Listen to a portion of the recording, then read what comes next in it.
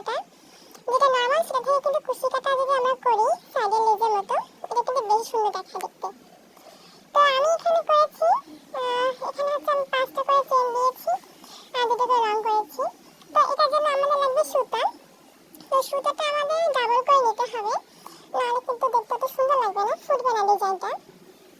তো এই সুতাগুলো আমরা নরমাল যে কাঁথা সেলাই করি নকশি কাঁথার জন্য সেই সুতাটা ডাবল করে নিতে হবে। আর নিতে হবে হচ্ছে কুশি কাঁটা। তো কাঁথা যেহেতু মোটা হয় একটু, ডাবল দেওয়া থাকে, তো এই জন্য একটা হচ্ছে এরকম চিকন ধারালো, যেটা দিয়ে গুটানো যাবে, ফুটো করা যাবে।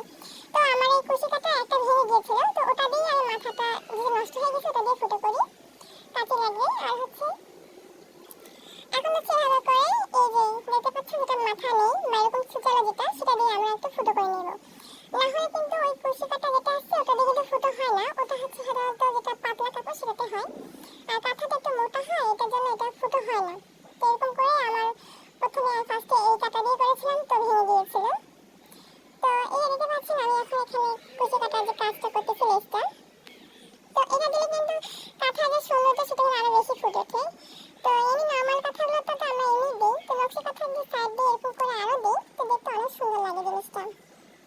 তো আমি ভাবে করি আমার নকশি কাঁথাগুলো করি সাইড দিয়ে। তো এর আগে আমার ভিডিও দেখছেন যে ছোট ছোট যে কাঁথাগুলো আমি করেছি নকশি কাঁথাগুলো, আমি কিন্তু ওগুলোর মধ্যেও কিন্তু সাইড দিয়ে এই লেজের যে ডিজাইনটা করেছি কুশি কাঁটা দিয়ে। তো এটা দেখলে অনেক ভালো লাগে, সুন্দর লাগে দেখতে। মানে হচ্ছে পুরো কাঁথাটার মধ্যে একটা সুন্দর একটা ভাব চলে আসছে নকশি নকশি।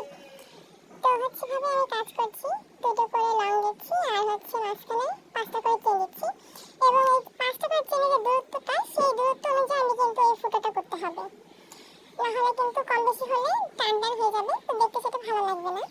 তো এরকম করে আমি পুরো কাঁথাটা সাইড দিয়ে এরকম করে কিন্তু আমি করে নিয়েছি। দেখতে পাচ্ছেন কতটা সুন্দর লাগছে দেখতে।